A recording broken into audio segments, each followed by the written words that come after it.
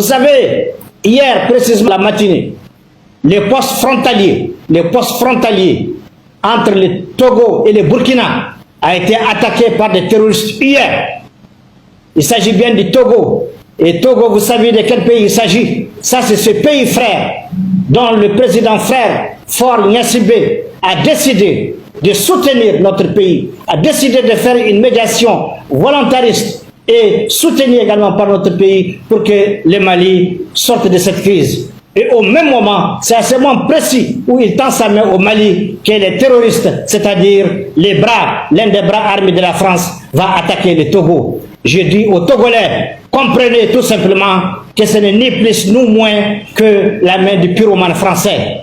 C'est pour vous dissuader de ne pas vous engager dans cette action panafricaine noble. La lutte continue. C'est encore en attaquant ces postes frontaliers du Togo, la France fait un aveu d'échec dans sa politique criminelle. Elle fait un aveu d'échec dans sa politique criminelle. Nous sommes au courant. Tout se sait. Rien ne peut se cacher. La France, ressaisissez-vous. Ressaisissez-vous dans cette politique criminelle d'attaque des peuples, d'attaque des nations. Il faut arrêter. Il faut arrêter.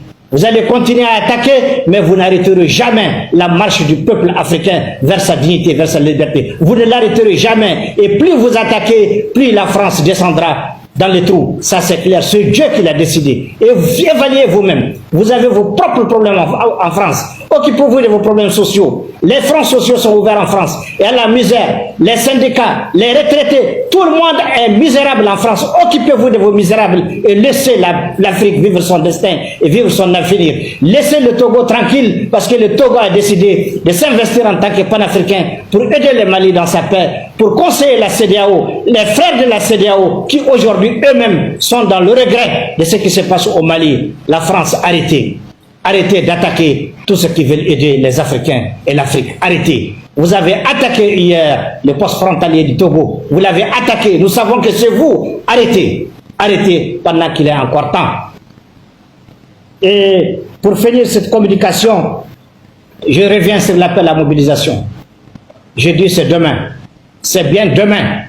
Vendredi 13 mai 2022. Je lance un appel à tous les Maliens, de tous bords confondus, société civile, militaires, syndicats, institutions de la République, commerçants, les religieux, j'appelle tout le monde, les organisations des femmes, des jeunes, tout le monde demain au rendez-vous de l'honneur à partir de 14 h au boulevard de l'Indépendance. Ça ne prendra pas de temps, mais ça a le mérite de démontrer à la face du monde que cette transition est malienne et que le peuple malien est avec son armée.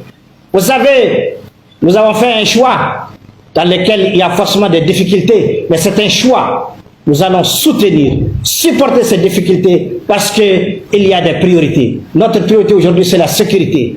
Avec les sanctions injustes qui nous ont été imposées, il est clair qu'il y a certains secteurs prioritaires que nous allons mettre au frigo en attendant pour sauver d'autres secteurs encore plus prioritaires, tout simplement parce que la sécurité est l'enjeu majeur. Et le principal défi, il faut avoir un pays pour le développer. Notre pays est en train d'être perdu avec la politique criminelle, avec les accords français. Aujourd'hui, on est en train de le récupérer. Pour chercher à le développer, il faut d'abord le reconquérir et le récupérer. C'est ça que nos femmes sont en train de faire aujourd'hui. Et bon vent à nos femmes. J'appelle nos populations par rapport à cette guerre de terrorisme. Si à un moment donné, ils sont dans le doute, ceux qui ont leurs enfants dans cette aventure de terroristes, qu'ils les appellent. Ça ne marchera pas. Qu'ils les appellent.